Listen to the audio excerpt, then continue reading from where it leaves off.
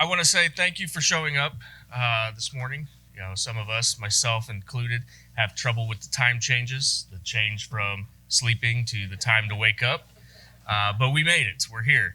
I also want to say thank you for showing up to what you know as the church-wide retreat. Some of us may know it formally as the church leadership meeting.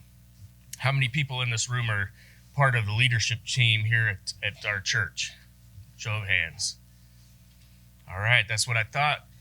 Now, let me explain to you. Every one of you are part of church leadership, right? Leadership happens at every role.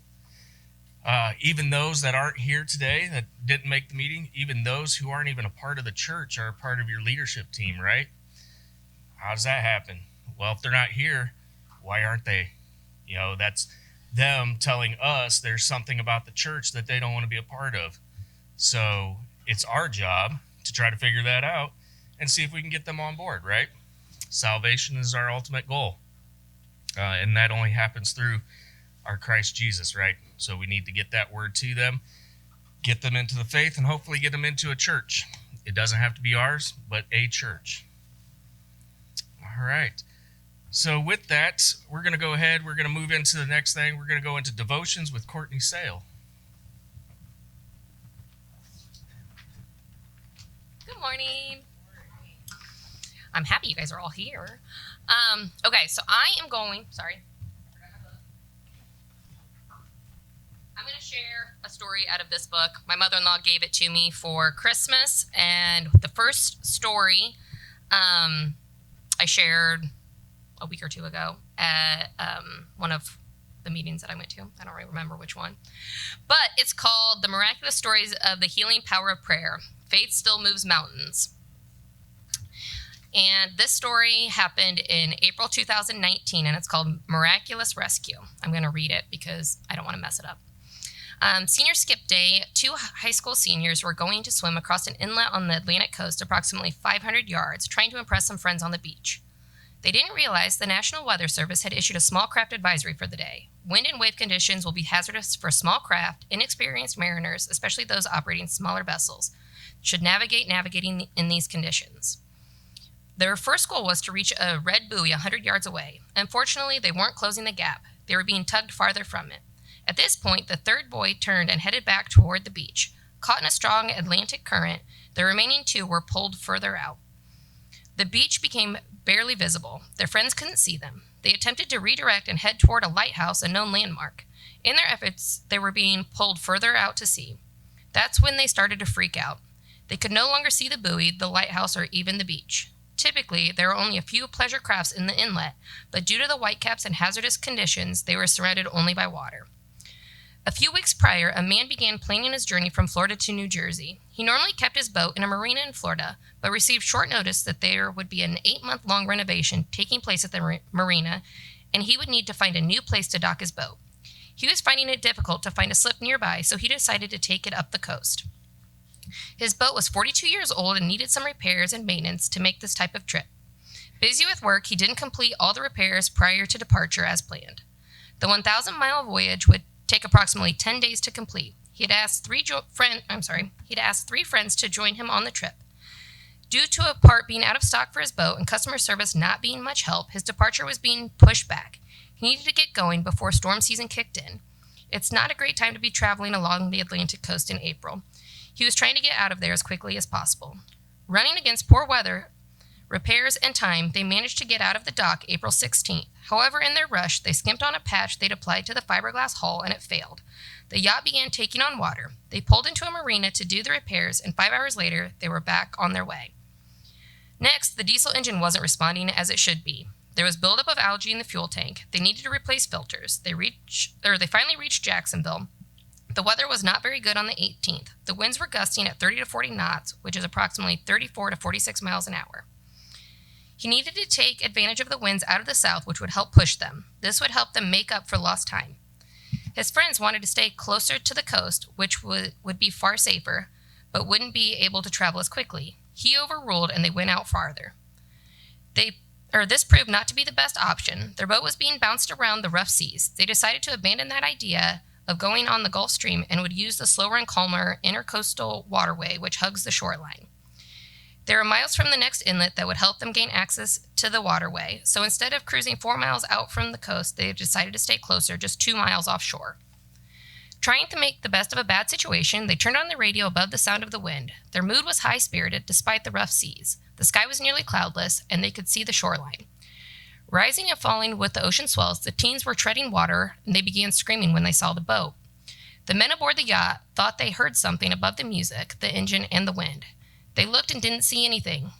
They heard it again, thinking it was birds. Then they noticed the 2 heads bobbing in the water. They had to turn around to retrieve them. They were too weak to climb on board. Their lips were white, and they were shivering uncontrollably. The pair had been out in the water for 2 hours. They wrapped them in blankets. The boy that was in the water told them that they'd been praying out of desperation that God would send them help, and then the boat showed up. Interestingly, the 1977 yacht had been repainted when purchased, but he couldn't come up with a new name. He'd kept the original name on the boat. It was named Amen. There were too many coincidences for this to be a coincidence. It was divine intervention. The boat was at the right place at the right time. Heather, the girl in the water, had grown up in a Christian household and was attending a Christian high school. She said up to that point, all the God stuff had kind of been like background noise. Becoming a firsthand witness to God rescuing me like that, and the way too many things that shouldn't have happened, and seeing the name on the boat, there was no doubt that God had handpicked me out of the ocean and rescued me. Through God, all things are possible. He brought together these people, transformed their lives, and set into place an example for all of us to learn from. All the things that went wrong during the early stages of the boat's voyage were delays that contributed to this miraculous intervention. It's a good reminder of how we never know what part we're playing in God's design. God is always in control. A literal amen delivered to the right place at the right time. Thanks. Go ahead and open this up in prayer before I invite Pastor Brian to come up and do his part with the state of the church. Lord Jesus, thank you for all that you do. Thank you for the blessing of just being awake and alive today. Lord, open our hearts and open our minds as we sit here to think of ways to see where it is that you're calling us, the things that you've done for us, to just muffle some of that background noise, Lord. Let us have clarity in what we do to progress towards your kingdom. Lord, let our will be set aside. Lord, it's in your name I pray. Amen.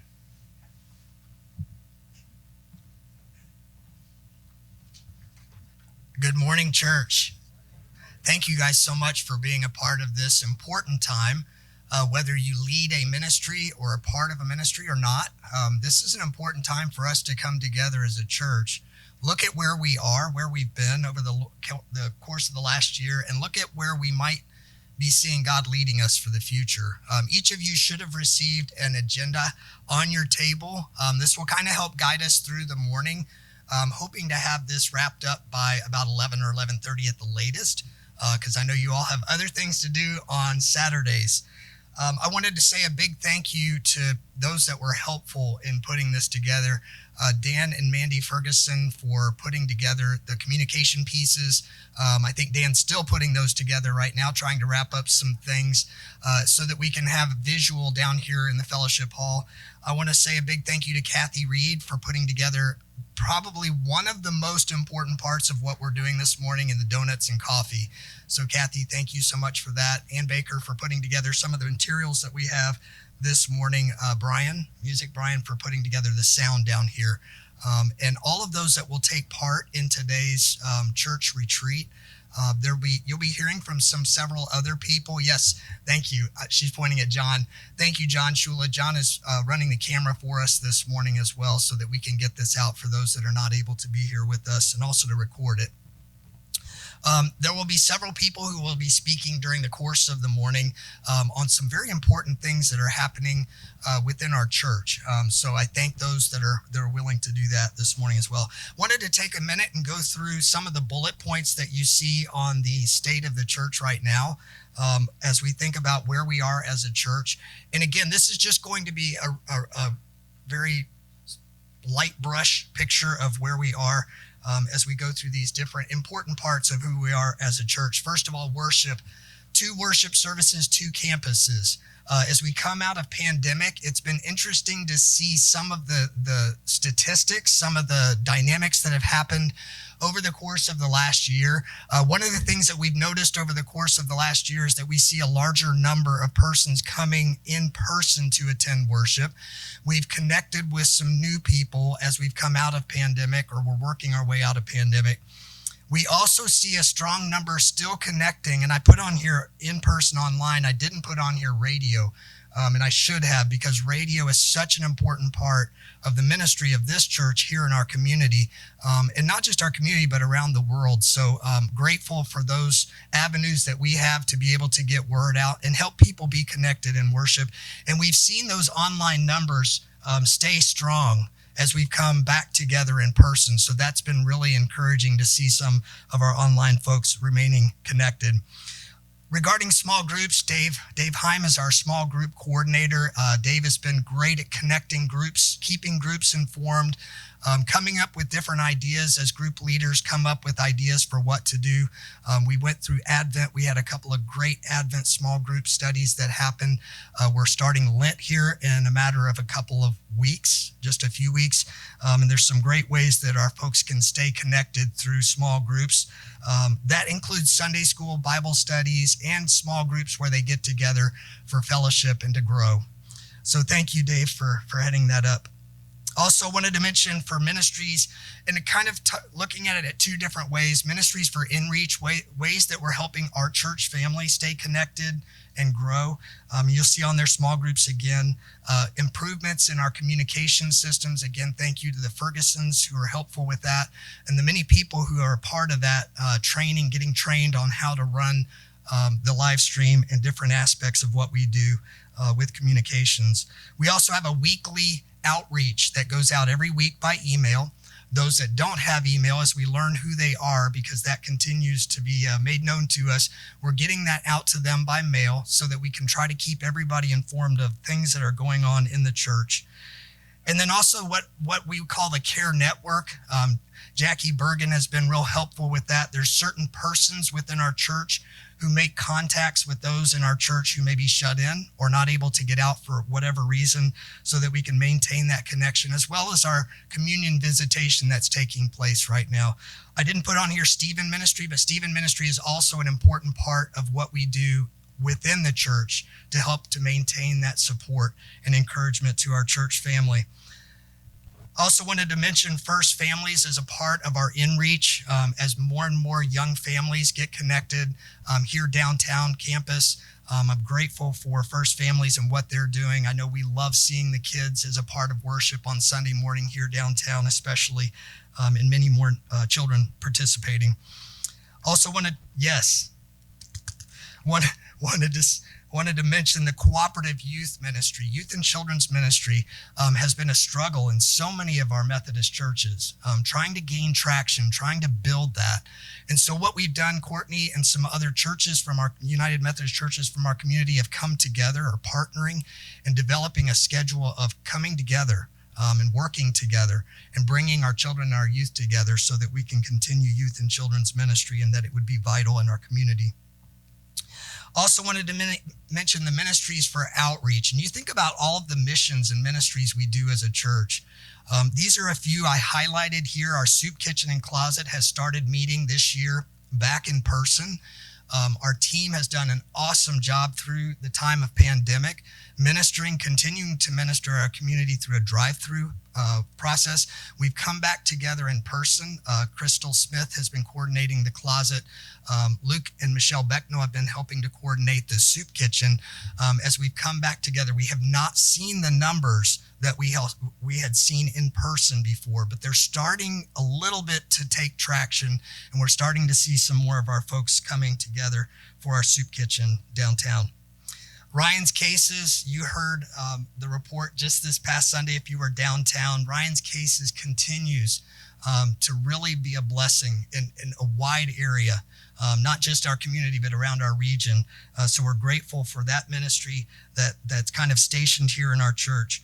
Wanted to mention a week from tomorrow will be our Mission Sunday. And for those of you who recall last year's Mission Sunday, when we highlighted all of the ministries of the church, and I heard so many of you say, Wow. It's been 2 hours. But you know what? Some of you have also said, I can't believe it's been 2 hours because it's been helpful as I hear about the different missions and ministries that our church is involved in. Well, take heart. We are not going to spend 2 hours in worship next Sunday, but we will be coming together as a church and hearing about those different ministries. But we're only going to highlight the missions ministries as they happen during the year, inviting those who lead those ministries or are part of those to come and speak to us on those occasions when we highlight that particular mission. We will be having a soup cook-off, and I'm so excited about that because we have not been able to do that or felt comfortable doing that the last couple years. So we will be doing that after worship as we come together from both campuses next Sunday, so keep that in mind. Then the last thing under the ministries for outreach, and I'm going to invite Mandy Bailey, if she would, to come on forward, is something that's called the Care Portal. And Mandy's going to share a little bit about what that is and how we might be able to connect with that to minister on a wider scale to our community. Okay, so the Care Portal is a really neat opportunity for our church to hear the needs in our community and then be able to meet those needs. And what I found in this church in particular is when I ask you for backpacks for strengthening families or for step one at the high school, in 2 days I have 60 backpacks. If I need something else for a different program, there you are with the needs met. And so I feel like our church will be a great resource for this Care Portal. I ended up being the Care Portal person at the high school. So what that means is it's an organization that came together and they're going to collect the needs from students. So different people at the schools in our community will say, hey, here's a kid who needs a bed. Here's a kid who needs a backpack. Here's a kid who needs a new furnace. We've even done that before for students here in this church. So those needs will be listed on this Care Portal, and then they will be sent out to the participating churches. And then the churches will say, there may be somebody at a church that says, yeah, I can meet that need easily. And so then the need is taken care of. Instead of having to call around to all these different churches and figure it out, it immediately gets sent out in this very organized system.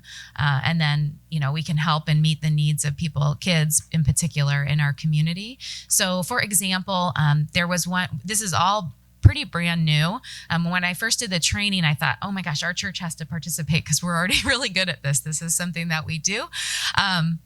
So we then went through the training for the church, so kind of on the church end and the school end. And so just getting us connected. So I guess my goal would be that by Valentine's Day, that we could show love to our community by figuring out how we can best help. So I'm still learning the process of how we can help. And what we really want to do is be able to, when those needs get blasted out to the different churches, we can either set it so that, everyone at the church is getting those emails, or if there's a specific group of you who wants to get those needs, then we can do it that way. If you just want it to come to me and then I can tell you, we can do it that way. I can say, hey, we're in need of a bed or a coat or whatever it is. So I'd love to just hear from you. If this is something that you're interested in participating in and kind of being part of this core team, if you could just reach out to me, that would be great. And then we'll start that process of communicating and figuring out how we can best do that. I can think of a family right now that I would add to the list. So there's a family that I know and work with a lot.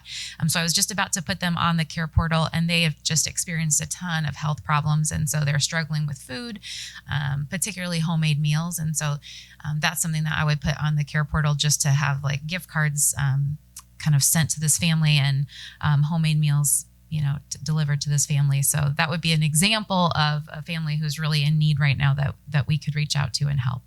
So does anybody have any questions? Yeah. Well, if we decide to get this person a coat, then how does it go to all other people and say, oh, we already have a coat? Yeah, so it will be, again, it's all part of this website, right? So if we said, yep, I can meet that need, there's a place right on the website to click, I will meet that need. And the organization really encourages the person who's meeting the need to deliver it to the person. Not that you have to, but they just, the goal is that we're, creating relationships with people in our community, and we're connecting people. So that is by no means something you have to do. Like if you're providing a bed or something or a refrigerator, obviously you might not be able to deliver that, but there's actually a note on there that says like who could provide delivery, who could provide the item. So it's really neat how it just so neatly connects everyone and gets it organized and set up. So that, right now in our community, it's more like hodgepodge. You just, if I have a kid who needs something, then I ask the church, and then I call other churches, and I just call random people. And so it's so nice to have this organized system where it's just going out to these participating churches, and then we can provide the needs. I feel like we can meet the needs of so many kids in our community. We have a lot of kids that have a lot of needs. So I think we can do a lot of good work. Yeah. That's a great question. So it's actually a nationwide organization that does this. And so we have this local chapter. And so I really don't know. Do you know, Brian? It's like, yeah. Yeah. Okay. Yeah, I'm thinking like 4 or 5 or something like that. I think lots of churches would participate if they knew about it. And so they're just putting that word out and teaching people, taking people through a training to be able to know how to work it. So the big decision for our church to make is, how do we want to get that news out? Do we want one person to share the needs? Do we want it to be sent out to anybody who wants to see the needs? They're not coming through like every day, so you're not going to get 45 emails, in a week or something. It's just every now and then. For now, it may grow in numbers, but if you're somebody who, I want to see those needs every time they come, then I'd like to get that group figured out so that we can send those out.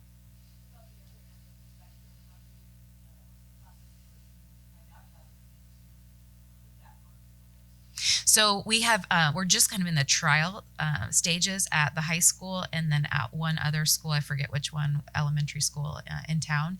And so we've put out just a couple of needs to see how it goes, and it's gone well. So for example, at the high school, there's 3 of us.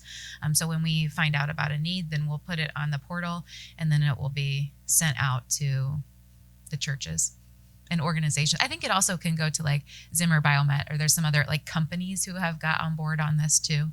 So.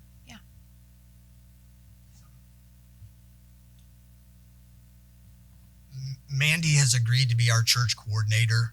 So as needs come up that you become aware of, it's a matter of contacting, letting Mandy know of those needs so that she can upload those onto the care portal. That's the way I see it. Yeah. Do you think by Valentine's Day that's reasonable? I think by Valentine's Day that should be reasonable. Yeah. And I love that this is a cooperative effort. It's not just us trying to manage a lot of requests. It's the community coming together, and we're part of that community coming together. So thank you. I didn't include it on here, but another ministry for outreach that we've started exploring is through Barna Research, through their child organization Glue. If you've noticed on television, there's been a campaign, and you've seen it, hegetsus.com, advertised on different networks and platforms. What that is people respond to that if they have certain questions or concerns or needs. And we've signed up with Barna to be a part of that, to be a place where people can connect with and ask questions and get prayer. And Eric Schaefer and I have been receiving messages. We've received 2 so far from people here in our area who have responded to that campaign. So that's another way that we're looking to connect with our community and to provide ministry in this way. So those are some of the ways that we're looking outward. I did want to mention there is a conference that Eric Music Brian and I went to last year called Exponential. It takes place in Orlando, and the whole emphasis is on outreach and evangelism. And we have a couple of our folks that are going to go again this year. Mandy Ferguson and Courtney Sale are going to be attending that conference this year. And I'm really excited about that because it's a great place to go and get recharged and to get some ideas on ways that we can be more effective at reaching out into our community. Regarding finances, and we could go into a lot of detail with finances.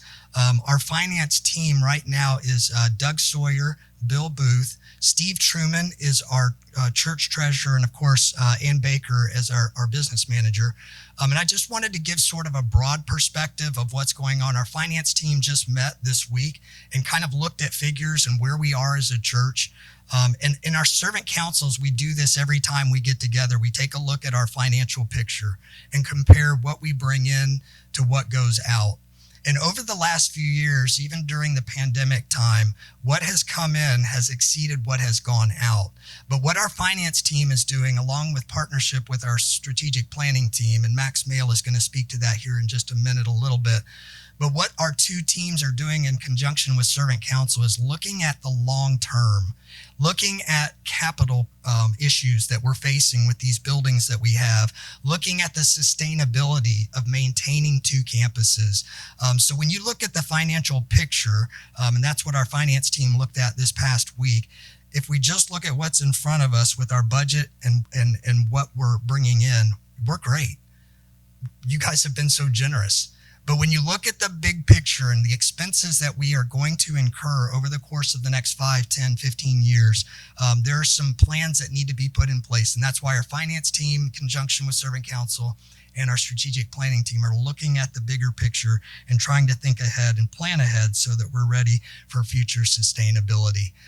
I apologize, we don't have specific figures with us today, but we will be putting those together. It's a work in progress so that we can make that known and get that out to you. So you can see some of the larger capital projects that we're going to be working on in the coming years as we meet those needs. And then the last thing under the state of the church here is our staffing. We brought on a new office staff person that was so needed, as Ann has been swamped with so many of the responsibilities, not just with her position as a business manager, but with the secretarial positions that she was also juggling. So Cheryl Brockla has come on, and she's serving the church in a volunteer role, which is awesome, as we have several volunteer staff persons on staff. That has been such a blessing. But we're going to be looking as a strategic planning team also, hopefully I'm not stepping on your toes here, Max, at future needs when it comes to our church regarding staffing and trying to think ahead and make plans for that. So that gives you sort of a light brush picture, state of the church. I know there's probably a lot of questions that may be running through your mind. And what I want us to do, rather than having a question and answer time right now, is during your time when you're around your groups, and as we think about where we are as a church, where we're going, dreaming what our next steps might be thinking about that. If some of those questions came up as I went through this state of the church, write those questions down, wrestle with those in your table during that time. Wanted to look at the 4 goals from last year. As we came together as a church and started planning some things, we met around tables and came up with ideas. We sent surveys out within the worship services and got feedback from the congregation that was incredibly helpful. And so from those ways, we came up with 4 goals from that 2022 retreat. And I want to just take a minute and revisit some of those goals. The first one being assessing the long-term sustainability of our 2-campus model for ministry. The other one is looking for ways to share resources of building space with others doing good in our community, partnering with them, collaborating with them to make better use of the facilities that we've been blessed with. And then the third thing I mentioned just a second ago is assessing future church staffing needs. And I wanted to invite Max Mail, if Max will come on up. Max serves as a part of our strategic planning team that's been meeting over the last 6, 7, 8 months and thinking about where we are, sustainability, the best use of our facilities, the resources that we have. And Max wants to share a little bit about what our strategic planning team has been working on. Max, thank you. All right, I'm going to take this so I can wander. If it doesn't come up, Daniel, that's okay. I can go through slides here. So as Daniel works on that. So thanks. Good morning, everyone. So I wanted to take a minute and give some kind of background on what we've been doing. There's about 8 of us that have been meeting for the past 8 months or whatever it's been. And we really started on kind of a fact-finding mission. What is our identity as a church? What is some of the feedback that has been provided over time? And create suggestions from there. So to begin with, we started with what's our purpose Just could go off this for a minute. Our purpose as a church is helping people in their faith journey, so making sure that we are calling people to be disciples of Jesus and transform the world, and then seeing the fruit of God lived out in the lives of others. So our strategic planning group just wanted to make sure that the suggestions we were making were tied to that as a purpose. We really wanted to focus on our identity as an organization and as a church.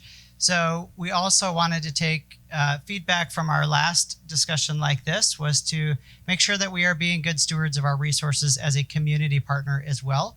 So that all fed into some of our fact finding here. Our real goal as the 8 of us were getting together was really just directionality provided to the Operations Council to give suggestions and food for thought, essentially. As we look at, oh, thank you. Can we go to slide 3? So first and foremost, after all this initial fact finding, I want to emphasize we're incredibly blessed as a church. So we have a list here of both needs and shortages as well as blessings. To start with, I'll just read that in case you can't quite see it. So we have an abundance of square footage throughout the community. We have mentors within the church who are willing to share time and wisdom with fellow members, and also lots of giving philanthropically as well as leadership within the community. We are very tied to our mission and very mission driven. We're blessed with senior giving, as Pastor Brian was just mentioning. We have a downtown proximity here, which is connected tightly to Warsaw, our community, as well as the connection that has an abundance of space and acreage. And we're blessed with, for the most part, high church engagement. We also have needs and shortages, which includes we'd love to see additional demographics with youth and families. We would love to see or to partner with groups in the community. The community itself has needs for facilities and real estate and other options. Mental health, I work for Parkview. This is not a new thing, but mental health has been a substantial need in communities for years and has drastically gotten worse since the pandemic. The community itself has lots of local giving. There's always a need for more local giving. Millennial giving, not just financially, but also time. Time is a crunch when you're raising families, so to get more of that. Community investments, this is as a whole, lots of needs within the communities, as I mentioned, for space. We listed just a couple with AA, community kitchen, wedding locations, those types of things. And then lastly, marketing. Anyone who's worked with any sort of communication knows that you can't communicate things enough ever, no matter how much you've tried to do. So Mandy has done a lot with our communications, and I think we can always continue to work on getting word out on what we're doing. We can go to the next one. Thank you. So there's a tool called an Insights tool that Brian showed us early on in our gatherings here. And part of that is you can take a look at the various resources in a certain radius. So it allows you to pull up. So we took like a 12-mile radius from Warsaw. How many churches are there? What are some of the locations around? Quite incredible how many churches there are in a small radius. I want to say just Methodists, I think just Methodists alone, there are dozens of them. Now, this is wonderful as parishioners. You have lots of choice. This is challenging as a church because anything that we do, especially if it's a limited audience of folks, anything that we do to grow here may be jeopardizing churches within our communities. And we're all kind of fighting for a population here. So that can be challenging. Additionally, some of the feedback, so we use that tool to get feedback. Some of the feedback as well, last year we did some surveys through when you'd come to service, and it asked several questions just about what you all thought with things within the church. So where do you see us in 5 years? Where do you see yourself involved in ministry? What needs do you see in the community? What worship services do you prefer and why? So we took all of that feedback as well and discussed this. And then lastly, there was a Fruitful Congregation survey in 2014 that we took, and there were pages and pages of feedback and comments from that. So I think we sorted through a dozen pages of comments and feedback from these various items. We can go to the next slide. This is just speaking a little bit to Brian's, this is not a exact financial graph or anything like that, so I'll lay that. But oftentimes we refer in healthcare to things that are challenging as headwinds for the future. And so I think that's a bit what we're facing now. We're blessed with some very good times financially now, but there are some potential headwinds that we need to be mindful of as we go forward and look out over the next 10 years. So this is a very basic assumption on the potentiality for our expenses to outgrow our revenue over the next couple of years in that exacerbating gap. And so we've requested in our last operations meeting, we asked for a more detailed financial outlook to try to put some of this together and paint a more exact picture on what the near term looks like. And we can go to the next slide. Oh, that did exclude some of the building investments, which we had been inquiring about as well. So some of those expenses involve duplicity of resources at 2 locations. It also involves some financial, physical capital investments that we would have to make in order to keep our buildings up to par. So with all of that, knowing all of those informations, we did ask for permission to go ahead and start an exploratory option for looking at some of our space and what options we may have in the future for that. All of these were these bullet points were basically saying this is what was guiding us when we start to talk to people. We wanted to increase our mission. We had a goal to reduce expenses. We wanted to increase awareness of First United Methodist in our community. We also wanted to gain valuable community partnerships and evaluate our staffing and volunteers. We can go to the next slide. This is, we measure something called dark hours, but essentially when the lights are off in a room, you're not using the room, right? So we have a lot of rooms between both of our facilities. This is essentially 94% of the time we have options in our areas. So we're not hurting for space. Now that's not to say, I don't want Ann to get mad because it's not meaning that we don't ever have things going on. We have things going on all the time. But that just means 1 or 2 rooms may be utilized while the lights are off in other rooms. And that was measured across both campuses. So we have space. And space in abundance. Now, I would say this does incorporate a 24-hour calendar, and obviously at 2 in the morning, we expect all of our lights to be off, I hope. But it does mean that at 2 in the afternoon, most of our lights are also off as well. So we could improve some of our existing resources there. We can go on to the next slide. Thank you.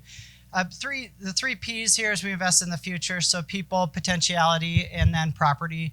All of these, I think, are considerations as we're planning out and looking out for the next 3 years, 5 years, 10 years.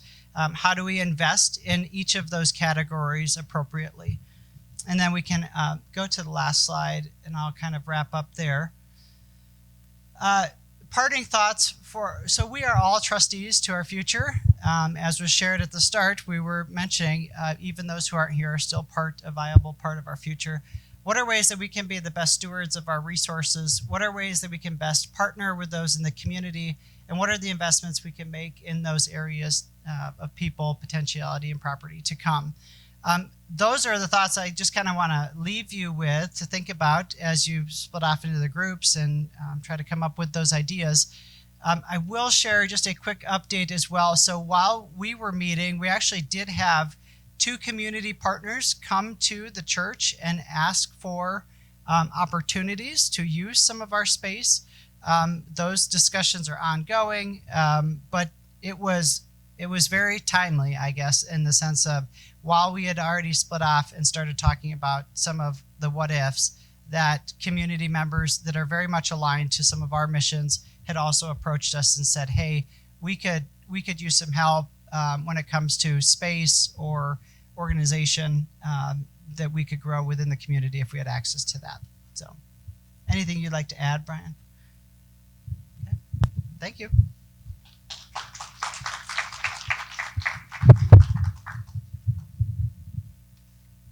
Thank you, Max. And thank you to our strategic planning team. We'll cover that here in just a minute, who's doing what within the leadership of the church. I want to at this time invite Cindy Gackenheimer, Pastor Cindy, to come up. She is a part of our operational team. Our operational team has been looking at the goals for 2022. They were responsible for putting together this strategic planning team that's working on some of these things you just heard about. One of the goals that we had talked about at our all-church retreat last year was, what are we doing as a denomination? Most everybody is aware of some of the struggles that the United Methodist Church has been facing over the years regarding human sexuality and some of the friction and the problems it's been causing within the denomination. So I've asked Cindy if she would come and share a little bit about some steps that our op team has been working on. Thanks, Brian, I think. Do you see what's right up here? Do you see it? That's the elephant in the room, right? That's what we very rarely want to talk about, but something that we as the ops team think is important for us to begin addressing. As you know, there is turmoil right now in the United Methodist Church, and I get questions a lot of times from people just out in the community. Where is the United Methodist Church denomination headed? And the best answer to that is we have no clue. And that sounds like a cop-out. And we're not trying to cop out. But there has been no decision. There, by the way, I'm following an outline here because they're afraid I won't behave myself when I get up here. And you might have that at your table someplace. But there has been no decision made from the General Conference to split. The next General Conference will not be until next year in the spring of 2024. That's the first thing to keep in mind. So we know that. But here's what we also know. The Book of Discipline right now has been looked at. Let me go back. There was a special conference in 2019 called to address this issue. And by a narrow margin, it was decided to continue the Book of Discipline right now that says we prohibit same-sex weddings and licensing or ordaining of practicing homosexual pastors. And no change in the Book of Discipline can happen without this General Conference, and that's had to been postponed several years until next spring of 2024. So if no decision has been made, we don't have to make any decisions right now. Why are churches already disaffiliating, right? I mean, we're hearing about that all over the place. Well, through the special called General Conference that happened in 2019, they did affirm the Book of Discipline, didn't talk about actually splitting, but did make a clause, a criteria on how to disaffiliate and keep ownership of church property. Many of you are probably aware that this building and the Connection Campus are not owned by First United Methodist Church. There's a clause for many denominations that the actual property is owned by the General Conference, by the United Methodist Church in the sky. And so if a church would decide to disaffiliate under the normal rules, you could go someplace else, but you couldn't stay here if you decided to leave. So the 2019 General Conference decided to make a clause, and it's you still have to pay a little. You have to have 2 years extra of apportionment and some pension liability. But churches that want to leave can keep their building now. Now that clause, on your outline it says 2024, but that clause expires at the end of this year, 2013. So some churches are 23. What can I say? So churches that have not been happy with being in the Methodist Church in the general sense ever, there's some like that, decided it's time to leave. Others are panicking. There's a lot of false innuendos and statements made about what the Methodist Church is going to become. But again, let me emphasize to you, we have no clue. We really do not know what's going to happen. Now, about right now, as of a couple weeks ago, 6.6% of the congregations in the Global Methodist Church have withdrawn.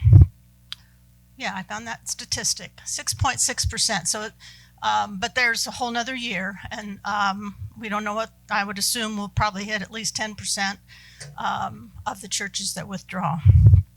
So how does that impact our church? Because, again, we have no clue. But we don't want to ignore the fact that this is a thought-provoking and a difficult topic to explore together. We want to make it open that questions are welcome, that different opinions are okay, and find a way that we can lovingly discuss this together and decide where we're headed as a church. So I would like members of the operational team to stand up right now. We're open to any questions or comments you may have to help us get closer to the answers that we long to have. We may not know the answer, because again, we have no clue where we're going, but we can certainly be open and honest with you about where we think we may be headed. You can sit down now if you want. This spring, as the operation team, we will hold some conversation groups to lovingly discuss together our concerns and struggles with this issue. So keep looking for those. I think those could be a very positive thing, because we don't have to make a decision now, but we also believe that it's a good time for us to just meet together and decide where we're at. And I've heard a lot of people wringing their hands and saying, woe is me, as we basically reform what the Methodist Church is going to look at. But that word reform is reformation. And just remember that out of the ashes, God brings miracles, and out of brokenness, God brings healing. And so as a congregation, our challenge, let's walk through this together. And at the end of it, grow and be reformed and still love each other.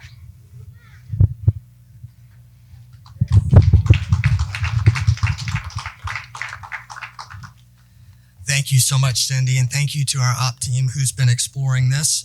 One thing I also wanted to mention when it comes to getting together and having some discussion on this, our first step will be getting word out to the congregation by, remember how we did feedback from the congregation on Sunday mornings asking, where do you see us in 5 years? What do you hope for? We're going to be asking the congregation for feedback on your ideas, your thoughts of where we are as a United Methodist Church, what the future might look like, questions that you have, maybe fears that you have about the United Methodist Church when it comes to the struggle that we're in right now. Because what we want to do is we want to get information from you of where you are, where your hearts are in all of this, so that we don't just blindly put these groups together and just start talking. We want to hear where you all are and what your concerns are, what your questions are, what your thoughts are, even before we start having these small groups. So you'll begin to see that in worship on Sunday mornings. We'll be asking you to put on the back of your, what I call the Connect card, the welcome cards, any thoughts that you have. And I know some of us are not comfortable expressing that with saying who we are. And that's fine. With this particular situation, that is fine, because we just want to get a feedback from our congregation. And we did that with some of the future goals, some of the feedbacks our folks didn't put their names on. If you want to put your name on there, it's fine, but don't feel like you have to, because we really want to hear your heart. We want to get feedback from you. So that will be coming out here shortly. Thank you again, Cindy, for sharing that. And it's tough. I mean, this is hard. And I see other churches wrestling with this. I see other pastors, other lay leaders that are having a really hard time right now. So I would say pray. We don't know what's definitely going to happen. We have some ideas, but we don't really know. But one thing we do know is that God has everything in hand, and we can go to the one who has everything in hand and say, God, like in the devotion this morning, God, help us. And that's a great prayer. All right. The next part of what we'll do, and we'll just go through this really quickly, is just recognizing our leaders this year. Some of our leaders on Servant Council continue to serve because there are 3-year terms in each one of those different areas of leadership within Servant Council. But you'll notice on our sheet here, I have listed out for us who's on Servant Council. Our trustees are listed here. Jill and Dan are both here today. Our SPRC folks, they're both here today. Emily and John are here. Our finance team, as I mentioned before, 2 people are serving on that currently. Bill Booth and Doug Sawyer. Also our treasurer, Steve Truman and Ann Baker. And then on our council, these are at-large members who serve, and they also facilitate our Servant Council meetings. Laurel Davis, Katie Mail, and Bruce Andrews. Katie's here with us today. Delegate to annual conference, an important role, a very important role, because it's part of the voice of this church, our local church, at annual conference, where decisions are made regarding our conference. And Diane Quantz has offered to serve once again in that role. And then our ministry team representative, who leads our ministry team, and also our missions, Jan Wilcox. She heads up our ministry team. And if you look below, there are ministry team members that are listed in the different areas where they serve. Closet and Kitchen, Crystal Smith, Visitation, Congregational Care, Jackie Bergen, Fellowship. I want to say a big thank you to Kathy Reed, who has served as our fellowship coordinator for a number of years. She's asked to step down from that role. Yes, give her some love. But you know what's funny? It's a part of her DNA to do fellowship. And so as you saw this morning, she provided donuts and coffee for us. And she said she's willing to help out, but there would be someone else that would be needed for that important role. And then college, Diane Woolman, who puts together our packages that go out to our students, who greatly appreciate that. Our family ministry has really taken off over the last year and a half. Our youth leader is Courtney Sale. She's supported with Megan Laird, who reports at our ministry team meetings. Children, Katie Mayo. And again, these are volunteers who are stepping up for hugely important roles in our church, and we're grateful for their service to our church and to our kids.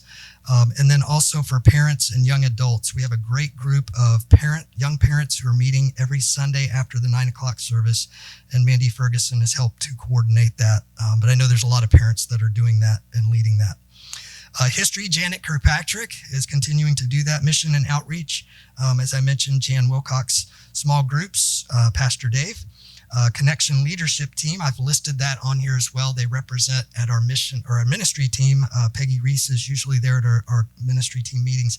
And I've listed out those that are part of our connection leadership team, who are an important part of kind of thinking through what we're doing with that particular campus, the events that take place, the mission of that particular campus. Also our communications, Mandy Ferguson, and we have a team of folks who are helping with that. And again, John, I apologize for not mentioning you earlier, but we appreciate that team that's putting that together for Sunday morning worship services, as well as different events that we do, including funerals. We've had a couple of funerals that have requested that we record so that family members who couldn't be there could be a part of that. Also, our op team, Cindy's already recognized those that serve on the op team. Worship, Music, Brian leads that, and we have a great team of folks who serve in worship in all different capacities, and we're grateful for the support from everybody there as well. And then looking at our strategic planning team, we've listed out those who are part of that planning team that was appointed by our op team. Phil Jenks is chairing that group. Max Mail, who gave a great presentation about what we've been working on. Ed Christoffel, Courtney Sale, Jim Lancaster, Laurel Davis, and myself are a part of that strategic planning team. All right, at this time, I want to invite Courtney Sale to come up. If you recall, Courtney handed out yellow folders to all of our ministry team leaders last year, thinking about ministry action planning, and she wanted to give an update on that. So one, I want to thank Cindy for letting us sit down when we stood up, because when Billy and I got married, the pastor forgot to tell everyone to sit down. So that's like a real thing. So I appreciate it. So I wanted to thank everyone. There were like, I don't know, my stack was like that big of these little pink ministry action plans that were accomplished. And here's an example of the type of feedback I got. I mean, it was full. It was awesome. Extra on the back. So those were this was our refocus on our ministry action plans for all the different groups that meet in the church.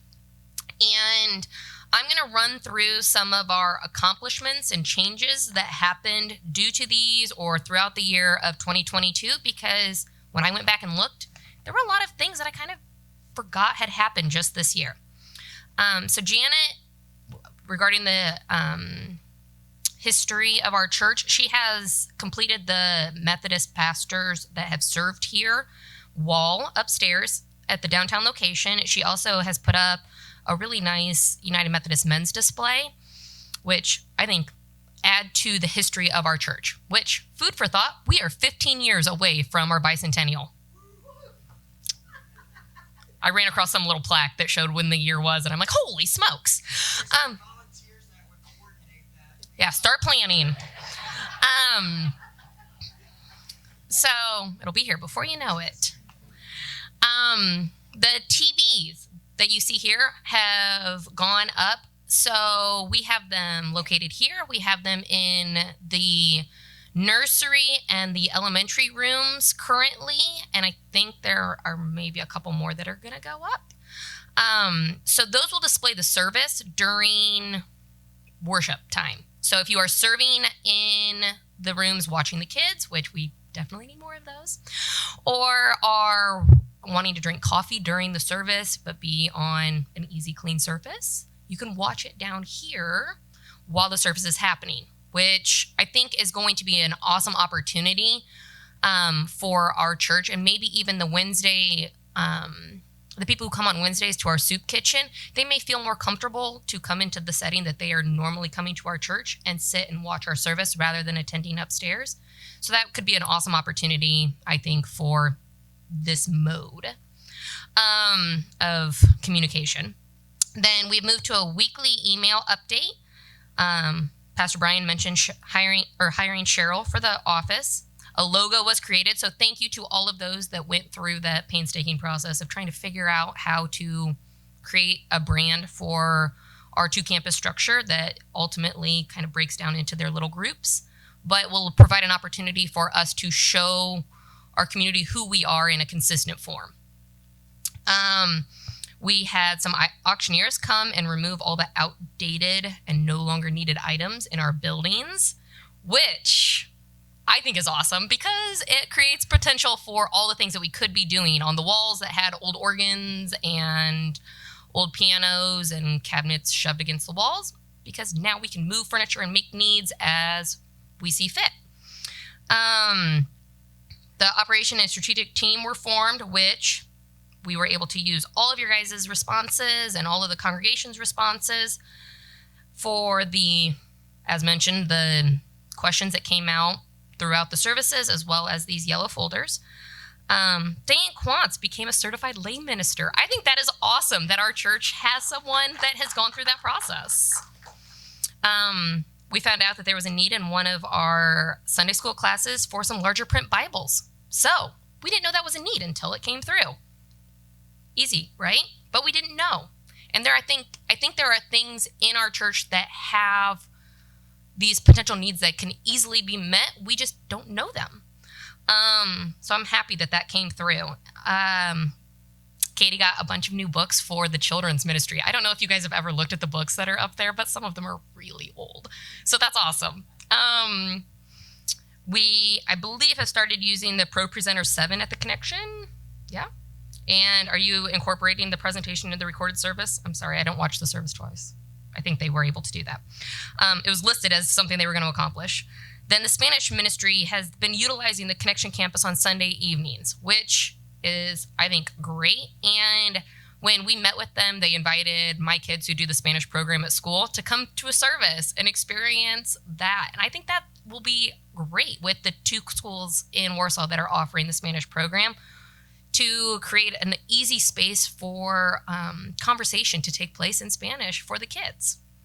And then there was the United Methodist Women's Deborah Circle was disbanded after we realized kind of some of those needs were being met elsewhere.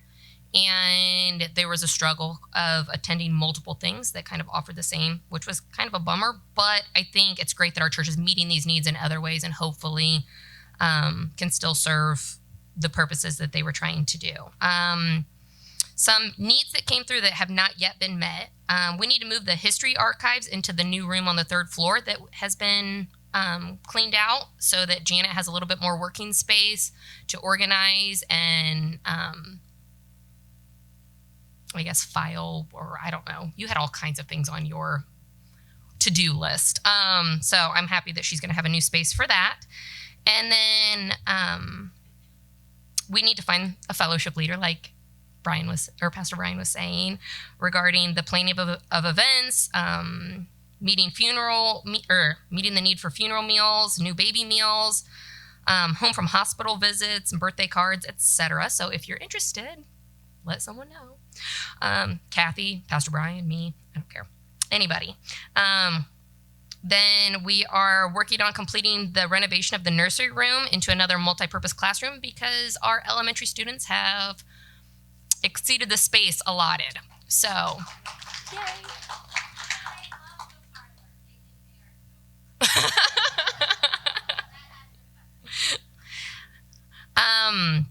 We also are needing to find some more help for the flower arrangements, altar cloths, and the Christmas decor. If anyone is interested in that, we still are looking for some help with Kathy Votra for the downtown location. I think the Connection campus is still doing a pretty killer job because they have a nice group that works together. Then we need to, this was a new one that I meant to kind of interrupt Brian earlier when he said that we were working on this cooperative ministry for the youth. We are going to be the host site for the United Methodist Church's VBS this summer. So I think that's going to be good. Pastor Brian mentioned the cooperative youth ministry. We haven't actually met all together yet, but that is on the goal for this year. We have started forming some events for that. And then some other things that have been brought up that we haven't really figured out how we can do this, but having scrolling announcements for the downtown location. I think the Connection uses their projection site a little bit better than what we do downtown, and having that option available because sometimes it's hard to flip through or people don't realize it's in the bulletin, or they're like me and they shove them in their purse because they have 3 kids to wrangle. So having it up visible in a different way, so maybe Pastor Brian doesn't have to run through everything at the beginning of the service. That would be an option potentially. There was a request that more young members join the choir. We are going to be offering an opportunity at Camp Lakewood, which is north of Fort Wayne this summer. We're working with a few other churches, not all Methodist, but we will be offering a camp for our K through 6th grade, and our 15 plus youth can serve as counselors. So that's going to be something new that we're trying. Let's see.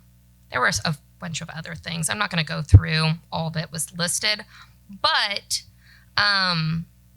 we're trying to go through the stuff and make some improvements. And I woke up this morning and I thought at 4 a.m. So I'm going to share the analogy because why would I wake up unless God wanted me to, right? I'm too tired to be woken up for any other reason. So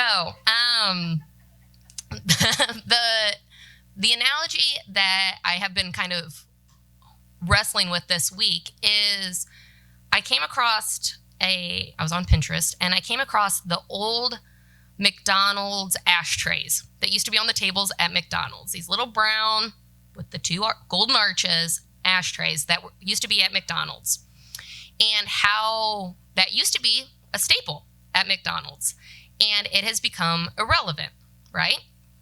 And it didn't change what McDonald's offered. It didn't change what was kind of the staple reason why people go to McDonald's, but it was kind of an integral part of what they had on the table. Well, it was just a thing, right? It didn't affect how they did their business. It didn't affect their customers from the actual goal of feeding them a quick meal, but it did, I'm sure, impact those that smoked in the restaurant. It did impact probably the money that was spent on them in the bygones past, but it became irrelevant. And I think me seeing like the auctioneers come through and clear out this space, I didn't notice what was irrelevant until we were going through and making the checklist item and what was outdated. And I think as we go into our goal-oriented discussion, I think thinking like that will help thinking about that will help us think about what does the future need, what does our community need, and what has become irrelevant but doesn't change the mission of our church. So I'm going to leave you with that. And if you would like to see any of the responses from the responses from the note cards that came through, I do have copies, and I don't want to get bogged down with all of the information that's listed, but if you're of interest, you can run through and just see what was listed, maybe per table. And then I also have a copy of kind of the goals that came from those and the strengths and the weaknesses as well that the operation team and the strategic planning team kind of looked at whenever we were trying to meet and discuss of the future of the church. So thank you.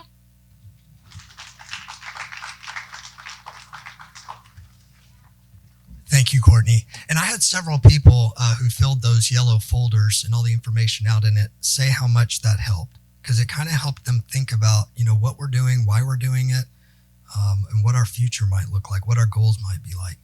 And I love the analogy of the McDonald's ashtray. That's really cool. I think that was a God thing for sure.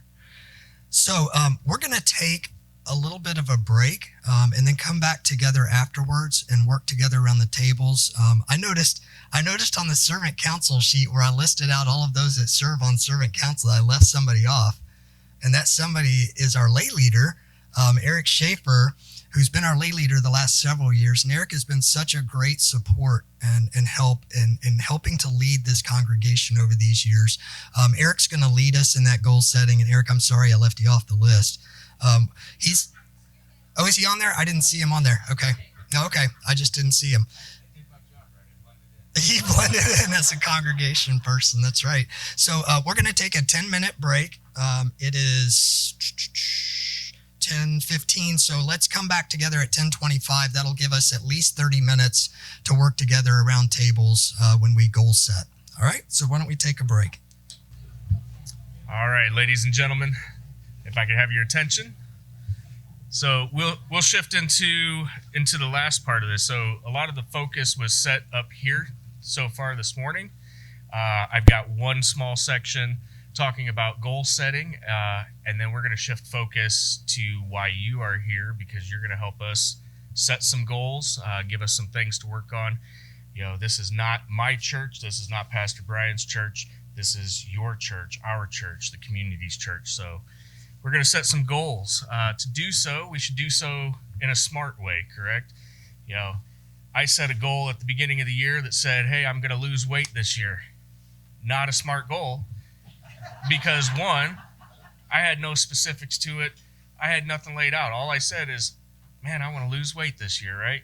Well, that gives me 365 days to complete this goal with no milestone set. Donuts showed up. Guess who was one of the first back there, right? Well, that goal's already offset. So we're going to... No.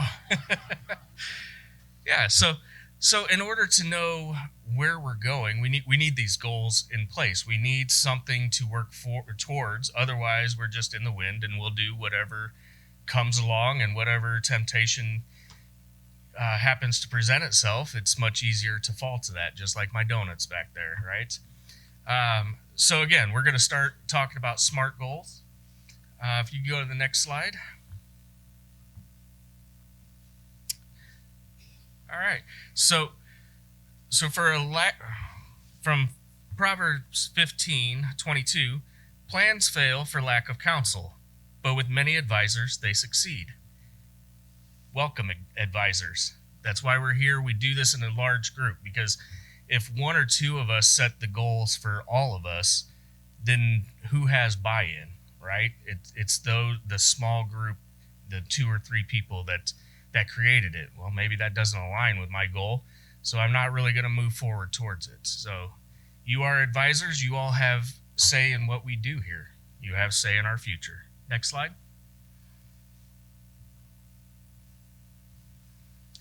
So I said we're going to do this. We're going to set SMART goals, not just intelligent goals, but SMART. SMART being specific, measurable, achievable, relevant, and time-bound.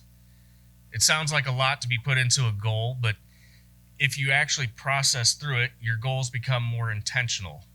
It's not just saying, I'm going to lose weight this year. Putting a time to it, by when, how much weight, things of that sort. Next slide. So we start with being specific. We want to be specific about what it is that we want to achieve.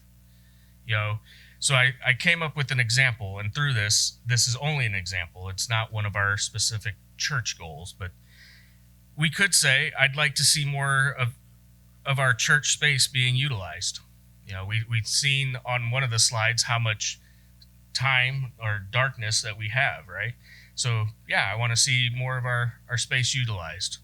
All right, that doesn't get specific. To do that, to get more specific, we could say that we'd like to see more groups utilizing or using our church space on a daily or weekly basis. So again, when I only said that I wanted to see our spaces utilized, does that mean I want to bring in more decorations? Does that mean I want to bring in the organ or the piano or the cabinets? I want to fill the space? No, I want to utilize the space by what? By having groups, having people, having community come into those spaces. Next slide. So the next step in a SMART goal is being measurable. Goals should be able to be measured or tracked. If you say you want to see more of something, how much is that? So again, continuing with our example, I'd like to see more groups using our church spaces on a daily or weekly basis. Well, what is more? Does that mean a group came in one more day than last year? Or are we talking we want 2 or 3 groups or 20 groups coming in? So we can narrow our goal down even further into, I'd like to see 10 additional groups using our church space on a daily or weekly basis. So now we have a number. We have something we can look back and say, did we hit that mark? Next slide. But with that mark that we set, we want to also make it achievable, right? We want to make disciples of all people throughout all nations, right? But if we say that we want to do that today, by the end of the night, 11:59 p.m., is that an achievable goal? It is not. We can work towards that, though. So we want to be realistic in setting the goals. Goals that are unattainable are not worth the effort. So in saying I would like to see 10 additional groups using our church space on a daily or weekly basis, that could potentially be attainable, but it's about baby steps. If we can see the thing happening, because what 10 groups? There are so many things out there. We have to figure out what's going on. There is a whole process to it. So if we narrow it down to something more attainable and saying, I'd like to see 2 or 3 additional groups using our church space on a daily or weekly basis, 2 or 3 is a lot more achievable than 10 right here at this moment, especially not knowing by when we want to have this done. Next. Our goals, we want to have them be relevant to us. We want to know why we're setting the goal. Does it mean anything to you, or to your mission, or are you just throwing an idea into the wind to see where it goes? My idea of, I want to lose weight this year. Great, that sounds great. I threw it into the wind, right? Well, we'll see. We'll see what happens. 2024 will come in, and if I didn't meet it, I'll just say it again next year. So in our example, I'd like to see 2 or 3 additional groups using our church space on a daily or weekly basis. Well, it's a great idea, but why? How does that apply? Why is that relevant to me? If I'm not a part of that group, does it matter? So we could narrow it down even more and saying, I'd like to see 2 or 3 additional groups using our church space on a daily or weekly basis. This could provide additional resources to our community and bring awareness to who we are as a body of Christ. That becomes relevant to me, right? I'm a part of the body of Christ, and if I want my body to thrive, I need to figure out a way that that's going to happen, tying it into my goal of seeing more people using the space that we have can help my body thrive. And then the next slide. We want to know by when. Because again, if we just throw something out there, it could last forever. We can just keep coming back and pushing it off. And like I said, 2024 comes around. I say I want to lose weight. It didn't happen. All right, I'm going to lose weight. 2025, 26, 27. where is this time going to be, right? So you want to set a time frame in which you want to achieve your goals or have them reevaluated. So our example continued. I'd like to see 2 or 3 additional groups using our church space on a daily or weekly basis. This could provide additional resources to our community and bring awareness to who we are as a body of Christ. To make that more time-bound, we can add a simple phrase right in the very beginning and say, by September of 2023, I would like to see 2 or 3 additional groups using our church space on a daily or weekly basis, and this could provide additional resources to our community and bring awareness to who we are as a body of Christ. So going through that, we were specific in what we wanted. We were able to make that measurable by how many groups do we want. It was attainable or achievable because it was only 2 or 3 groups. All of us know people. All of us can have an idea, and we could essentially bring in a couple of groups. We made it relevant. We figured out why we want this to be a goal and how it applies to us directly. And then we made that time bound and said by September of 2023. So we may not have met the goal of 2023, but we can evaluate and say, where did we fall short? Did we even attempt this goal over the next 8 months? Or maybe by the September of 2023, you say, you know what, we rocked that. We hit 2 or 3. Then maybe we even had 4 or 5. Did we overachieve on that? So setting a SMART goal will allow you to have a better defined purpose of what you're doing. A lot of times people think of SMART goals as having to be a whole paragraph. But as you see, we just walked through that, and there are only 2 lines in this entire thing that outline a SMART goal. The other thing that you'll want to do with the goal is actually have it written down. If you don't have something to look at, it's easy to forget about it. How many of you remember what goals we set last year? We wrote them down in the very beginning, but we didn't have them posted anywhere, right? So it was kind of even a surprise to me on the team that was helping to figure out what we were going to talk about today. It was like, oh man, I forgot that was even a thing we were working on. So that's one of our goals that's going to be built into our goal setting, is to hopefully have these more readily available so that we all know what we're doing and what we're working towards collectively. Because again, this isn't my church. This isn't Pastor Brian's church. This is our church. This is the community's church. Everyone should know what we're working towards. So with that, we're going to take about 15 minutes at your tables. And if you've got a smaller table and you want to join another table, start talking about what's important to you guys, to what you would like to see happen in 2023. It's going to feed into your operational team. The operational team, for those of you that don't know what that actually is, it's your thought tank. We take your ideas, your opinions, your concerns, fears, whatever it might be that's going to affect this church.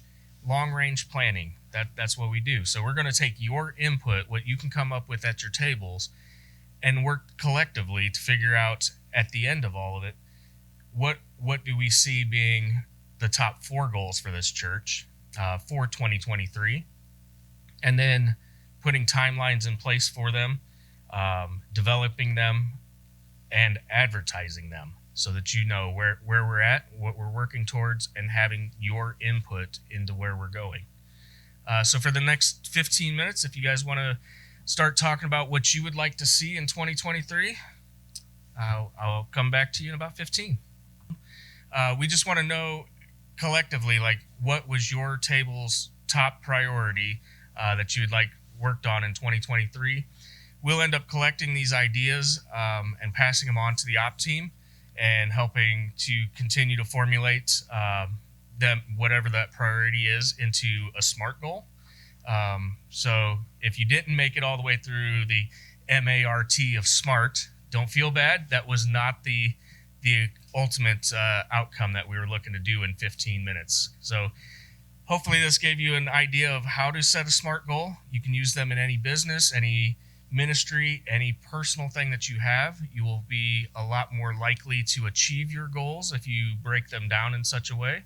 And as you noticed, 15 minutes is hard to get a collective idea, right? So make sure that you have something ready to present if you're presenting at a meeting of any sort, something like this, that everyone can come together.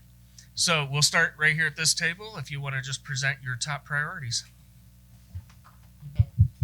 Given the climate of the church and the changes we're facing, and thinking about Courtney's idea of youth ministry and some discussion of how many United Methodist churches exist in our area, our goal was to work in greater cooperation with maybe a few of our nearby United Methodist churches to pool our resources in terms of leadership and our finances in providing leadership for maybe beginning with specific ministries, maybe a cooperative youth ministry where we pool our resources to provide a full-time youth pastor where they might rotate to different places, or so we have some place where they are meeting, but also making an awareness of the resources that exist within our various ministries so that those other churches could take advantage of them. But trying to find a way to work more cooperatively and come together that way. It needs a lot of cleanup. We can go ahead and go over to this table.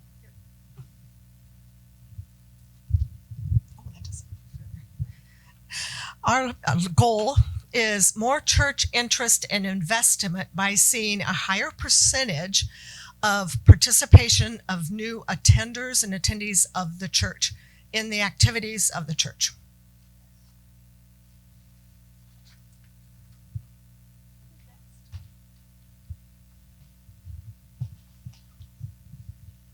So our table was successful in coming up with a topic, but not much of a goal. So the theme was unity, and it was unity in terms of ideas for the whole congregation and in terms of buildings. Can we get everyone to agree on the future of both of the buildings? That our discussion was also informed by some of the long-term problems of sustaining separate buildings for our total size of our congregation.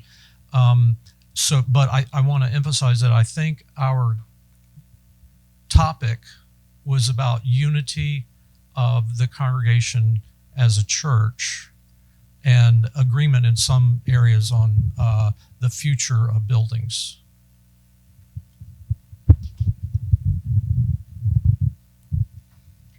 So our table is a good follow-up to that one. We had a couple of really good discussions, and actually touching on some of the things talked about over here, we found that resolving the 2 campus, 1 campus thing really needs to happen in order to figure out all of those other goals, because it has been talked about and talked about and talked about, and that we kind of need to make a decision and get that resolved so that then we can make other plans of other details for other goals that we have. So I think I'm in the middle and I'm loud, so I think you can all hear me.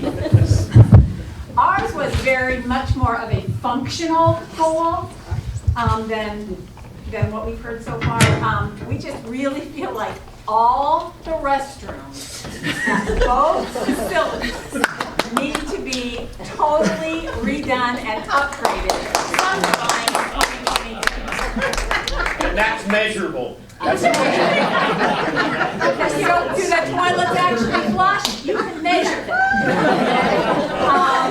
And it's also limiting choices of what groups can use these facilities because of access to the bathrooms.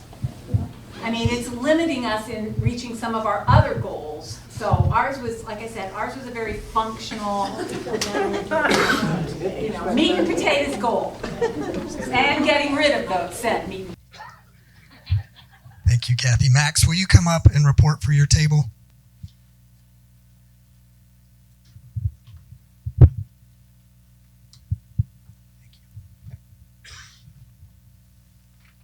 Okay, so coming from the families table, I guess, I don't know how sacrificial the parlor is, so I don't know how sensitive of a topic this is, but I was asked to come say it, so I'm worried.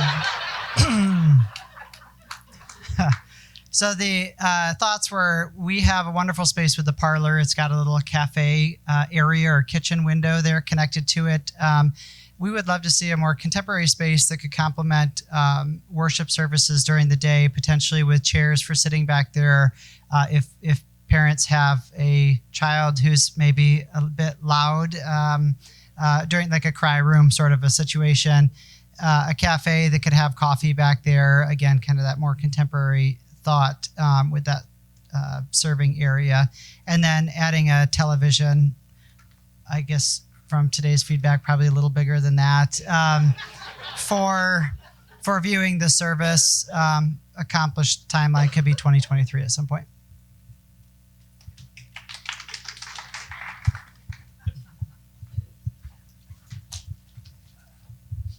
Or the back far table, you can wave your hands table because you got to take responsibility for this too. We kind of came out the same place. Several other groups are coming out that we're tired of talking every year about what we're going to do about the two campuses, that we need to do something. We were extremely practical in our goal. And one of the things that we talked about is that we don't think this church can afford to keep giving away space anymore. And that's a hard thing, but I mean, we're talking about all the groups that could invite in to use our church, but we don't think that we can afford to just invite people in and absorb the cost. And so our goal was that we create a long-term maintenance budget that would be presented to the Servant Council by September 2023 to be incorporated into the 2024 church budget and to become an ongoing part of the budget, so that we're not just looking at day-to-day operational expenses, but we actually have something separate that is an ongoing long-term maintenance budget. And that endowments, people can give to that. We can use that for capital campaigns, whatever we end up having to do in order to preserve this church. Because if we don't start taking care of our buildings, then we have no place to invite people in for ministry. So then we took off on that. And I guess the other just little subline of that then was that we actually need to figure out what does it cost to use a building? You know, like if we're doing $25 a room out of the connection, it costs a lot more than $25 to utilize that building. So what does it really cost in square footage to utilize the building, and setting up a fee schedule if we're going to be trying to recoup expenses that way? So that's just like a sub thing, but okay, thank you. All right, we're putting more work on the Fergusons somewhat. We have a tremendous amount of people that watch the Facebook out at Connection, and there's quite a few people that watch online on a regular basis here. How do we connect with those people? So we want to see a way that, and most of those people are comfortable not coming into a church, so how do we make a personal connection with them? So we would like to see a Facebook invitation or a online invitation at the beginning and say, we know you're there and we would love to meet you. Give opportunities for a Facebook group to meet together, have a coffee or conversation time with just one or two other people that people can be invited to. Maybe invite people to some of the non-threatening activities, because if we can make a relationship with some people online, that takes away the scariness of coming into a new building or a church. So.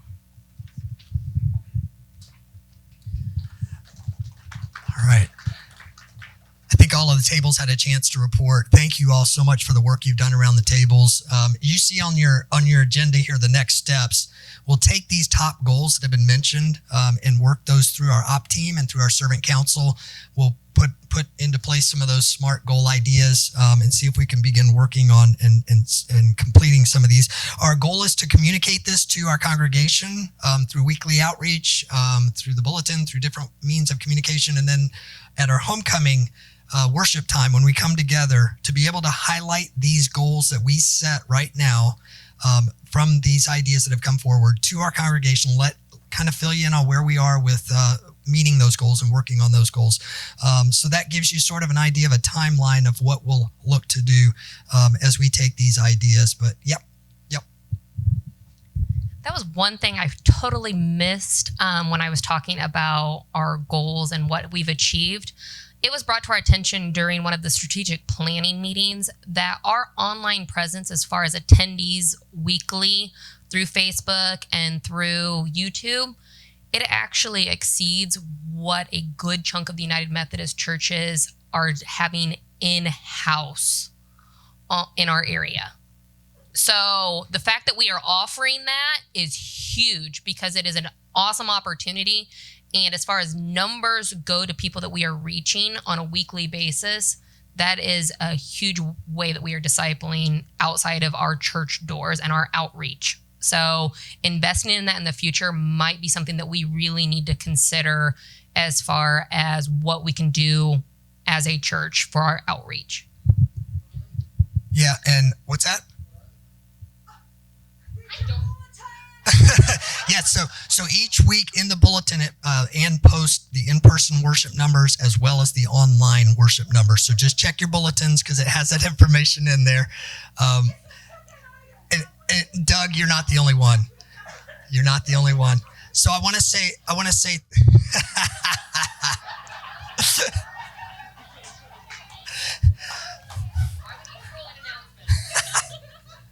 Doug, just the fact that you're able to do that and get back up, you go, boy. and Cindy, I understand what you're saying because Dan and Mandy are a big part of putting this out to the community, but it's going to take a team and they can't do that by themselves. So if that's something that you would be interested in helping out with, and I think you're right, Courtney, that is a huge part going forward. I hear that over and over again in seminars and webinars I've been on, is that online presence is so incredibly important, especially with these younger generations. But we have a lot of our older generation that are still maintaining connection through that. So really important. I'm going to invite Diane Quantz forward. She's going to close our time together again today. Thank you so much for taking time out of your Saturday to be here. Again, thank you to all of those that helped put this together and help run this today.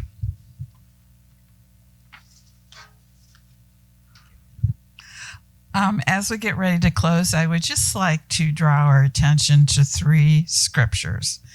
In Proverbs 4:25, it says, "Let your eyes look directly forward and your gaze be straight before you."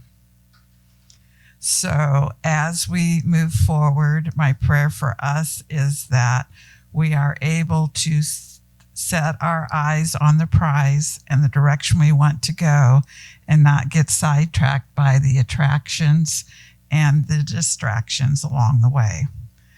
Then in Isaiah 40, you all know this one, "They that wait upon the Lord shall renew their strength.